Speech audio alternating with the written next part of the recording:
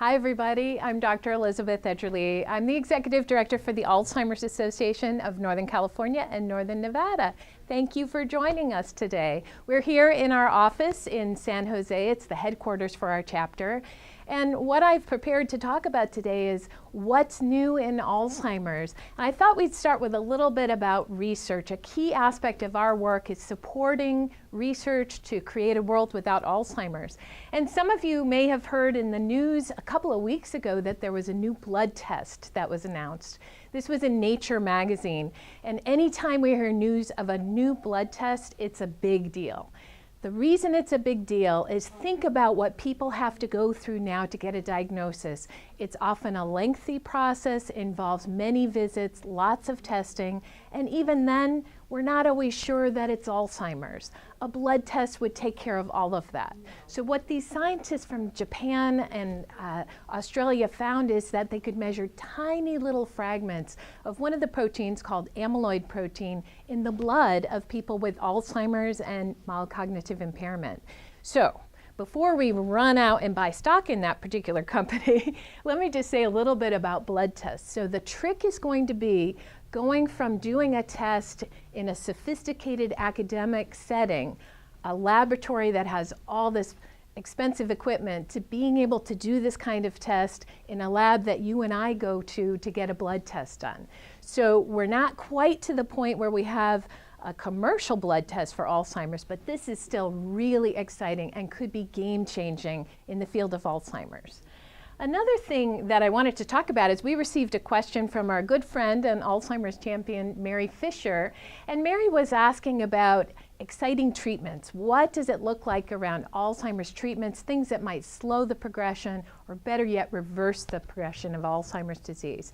And what I wanted to talk about is really broadly what our scientists focus on when it comes to treatments. Now you just heard me reference a protein called amyloid. Amyloid is clearly one of the major targets for Alzheimer's drugs, and we've had a mixed history in recent years with drugs that have either reduced the amount of amyloid or even prevented the accumulation of amyloid, but haven't reversed the symptoms of dementia. What the researchers think is happening is that we're starting too late in the process. By the time someone has symptoms of dementia, it may be a little too late to remove the amyloid. So there are currently large-scale studies focused on people in the very, very early stages, again, trying to prevent accumulation of amyloid and remove it, and we're hoping that those are going to show some impact. They're also doing some exciting treatments for people before they have dementia, before they have Alzheimer's. So now that we're able to know who's at risk for developing Alzheimer's, we might even be able to start treating for amyloid early, and potentially could prevent Alzheimer's altogether. So that's a major area that we're all watching closely. Another area of interest is around the tau protein. Now this is the second hallmark protein associated with Alzheimer's disease, and it's a little different from amyloid. Incidentally, amyloid is outside the brain cell. It's really in the environment of the brain, and it's toxic. So I think of it like the dump. Not a great place to live. There's a lot of problems. And for the brain cells that are in the environment of amyloid, they start to be injured and actually die. Tau is a different thing. Tau is a protein that helps brain cells retain their structure. And in Alzheimer's, for some reason, it starts to collapse, release, and the brain cell itself collapses. So there's a whole category of drugs that are targeting tau proteins and trying to shore those up so that degradation, that collapse, doesn't happen. One thing you should know is that it's the tau protein that appears to be most closely related to the symptoms of Alzheimer's. So researchers think that maybe if we could really address tau, we could improve the symptoms of dementia, but that remains to be seen. In addition to those two major players, researchers are focusing on neuroinflammation. One idea is maybe it's not just the amyloid and the tau, but it's all the inflammation that occurs in response to amyloid and tau. So if we could calm that down, maybe people would have fewer symptoms, maybe the progression would slow. Related to that, if you've heard this term microglia, microglia are turning out in force in Alzheimer's because of the damage. They're trying to clean things up. And so there's some work to see if maybe we could address the microglia to maybe clean things up even better than it's already trying to do. And the last one I want to mention is research around signaling, because some researchers believe that there are signaling proteins that are taking place that if we could just alter those, maybe we could help the brain heal itself. So this is all very exciting. I wish I could tell you that we're on the edge of a big breakthrough. If we are, we will tell you that, but stay tuned over the next year to 2 years to see what's happening in the treatment front. Another thing I want to talk about is reducing your risk of Alzheimer's. There have been some articles recently that were like, well, can you really reduce your risk? Generally, we would say there is some encouraging evidence, but there's no guarantee. You could do everything right to reduce your risk of Alzheimer's and still get Alzheimer's. And unfortunately, many of us know people like that. But if you have to do just one thing to reduce your risk of Alzheimer's, you should exercise. Some of the recommendations I've been hearing lately are exercising for 45 minutes, about 4 days a week, and trying to not have too big a gap between the time you work out. And that was my challenge. I was doing it on the weekends and leaving the week pretty calm. It's not as good as if you're working out, say, every couple of days, 2 to 3 days. So exercise, number one thing you can do for your brain. Your diet. How's your diet? Are you eating a Mediterranean diet or are you eating a fast food diet? The fast food diet probably isn't going to be really great for your brain health. So think heart healthy, and chances are that's also going to be brain healthy. So that does appear to make a difference. Another thing that's emerging in the area of research is sleep and the role that sleep has on Alzheimer's and potentially our risk of Alzheimer's. Now, I will admit, this is a chicken or an egg type scenario. We're not sure if it's the Alzheimer's that is causing sleep issues or if it's the sleep issues that could be causing Alzheimer's. But what we believe is that as we sleep, our brain is clearing out amyloid. So if we don't sleep well, guess what? The amyloid is potentially being deposited.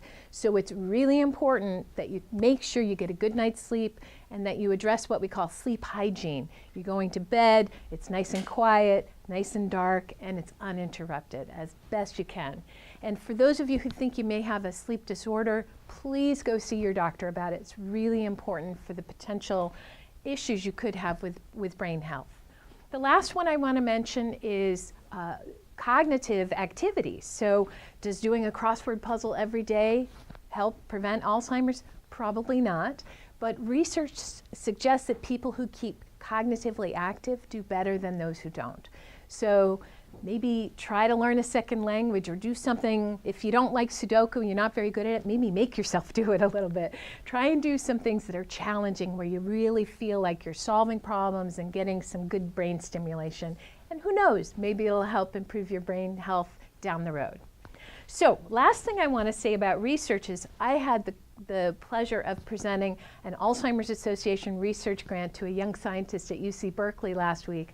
Dr. Ann Berry at UC Berkeley is studying the impact tau has on decision making in people with mild cognitive impairment and early Alzheimer's. Congratulations to Dr. Berry, and I encourage all of you to check out our website at alz.org/NorCal to see videos of Dr. Berry talking directly about her work. Really exciting to see young scientists getting into the field of Alzheimer's. So the next area I wanted to touch on is care and support. Many of you out there are caring for loved ones with Alzheimer's. I am among you. One of the things I wanted to highlight is a term that I think is pretty confusing for people, and that is, what's the difference between dementia and Alzheimer's? Here at the Alzheimer's Association, that is by far the #1 question we get asked. It's confusing because the terms are used interchangeably all the time. But here's the best, simplest way I can explain it, is dementia is a generic term that refers to a group of symptoms. And broadly speaking, it means that the person is having some cognitive decline over time.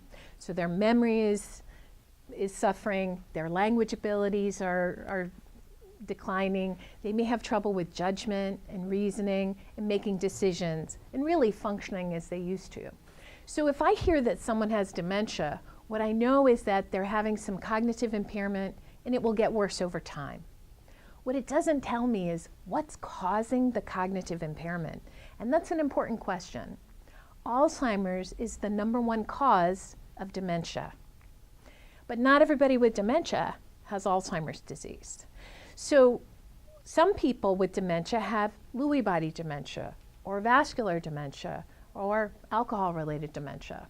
So when I hear someone coming to the Alzheimer's Association and they say, my mom was diagnosed with dementia, often the first question I ask is, oh, did they tell you what kind of dementia or what the cause is of those dementia symptoms? And chances are it's Alzheimer's. It's 60 to 70% of dementia cases are Alzheimer's, but it might not be. So it's worth having a conversation. So dementia is a generic term that refers to cognitive impairment over time, and Alzheimer's is the #1 cause of dementia. Everyone with Alzheimer's has dementia, but not everyone with dementia has Alzheimer's. So it's worth asking the question, what's causing the dementia? Another thing I wanted to share with you is in my journey as a caregiver, I've really come to learn that it's often not as simple as someone having Alzheimer's. Most often there's all these other factors on top of it. So if your loved one has Alzheimer's, but they also have hearing loss and their hearing aids don't work well for them, or they have cataracts and they can't see, or they're having reactions to medications, or they're dehydrated or constipated, or what did I miss? They're not sleeping well. All of those things add on to cause more difficulties. And so part of our role as caregivers is trying to help the person dig out from under all that and be as high functioning as possible. And it's really hard to do that. So if you feel like it's really hard and it's complicated, you're right. It's really hard and it's complicated. And all we can do is do the best we can for our loved ones. So hang in there. We're here for you 24/7. You can call our 800 number or check out our website and we'll be there to help you figure out some of the tough questions. All right, next I have some good news to share. I need my reading glasses for this. All right, so recently we were thrilled that there was a bill that actually passed Congress. You know, not a whole lot gets through Congress all the time, especially lately. But the RAISE Act, which stands for Recognize, Assist, Include, Support, and Engage Family Caregivers Act, was passed into law. And this is going to produce a plan at the federal level to address the needs of family caregivers. And it couldn't come at a better time. So many of us are family caregivers and we need help. And that's what the RAISE Act is about. So thank you to all of you who are advocates who help speak up on behalf of those living with Alzheimer's and caring for those with dementia. It seems to be working. The other priority we have with Congress, as you might imagine, is research funding. Our goal has been $2 billion for the United States government to invest in Alzheimer's science funding. And over the last 3 years, we have gotten significant improvements so that now we are almost to $1.8 billion for Alzheimer's science. We're not going to give up. We're still working on it because we know there's a lot more work to be done. But I just want to thank all of you who have spoken up, who've signed on as advocates. If you haven't, check out our website and please sign up. We need everybody to speak up to make this a world without Alzheimer's. It won't happen without all of us working together. And the last thing I have to talk about is how you can get more involved. We have lots of opportunities for you. And I'm going to be doing all these things, so I hope you'll join me. The first one I want to highlight is Advocacy Day. Advocacy Day.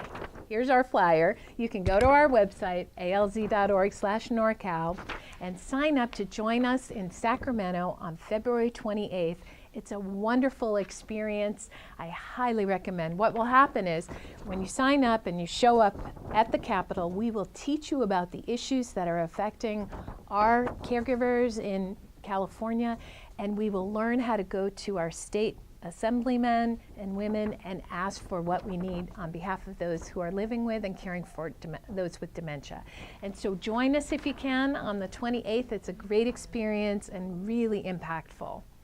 The next event I want to invite you to is on March 9th, and let me get my props here for you. So if you like art and you like wine, this is the right event for you. And even if you don't like art and you don't like wine, it doesn't really matter. But this is my favorite piece from the Memories in the Making art program. This was from a Memories in the Making art auction in the past, and I just love this artist's work. He's just my favorite. This is an event we have done for 15 years, and it is to benefit the Alzheimer's Association. And again, it's on March 9th, and we would love to have you join us at this fun event to honor those with Alzheimer's and to raise money for the cause. So check that out on our website. And two more things. You might have noticed that I had some decoration behind me. The longest day is the Alzheimer's Association's second signature event. You might know about the Walk to End Alzheimer's, but the longest day is another event we do in June each year on the summer solstice, June 21st. And on that day, we do what we love for those we love. So in my case, I've already told you I'm a caregiver. I rally my psychologist friends, and together we did a variety of activities and raised money for the Alzheimer's Association to honor caregivers. Some people throw parties, some people play bridge, whatever you like to do. We encourage you, we invite you to form a team and hold a fundraiser on behalf of the Alzheimer's Association to support caregivers in the community. I hope you'll join us. And last but not least, we are looking for volunteers to join the Walk to End Alzheimer's committees. In Northern California and Northern Nevada, we have 18 walks coming up this fall, and we need volunteers. So if you think you'd like to serve on a committee, boy, could we use your help. So please reach out. We have committee mixers taking place in Silicon Valley, really all over our territory, and we invite you to join us and join us in the movement to defeat Alzheimer's disease. So with that, I want to wish you all a very happy Valentine's Day, and thank you for joining us. Please join us next time and send your questions. We're happy to answer. Thanks, everybody. Take care.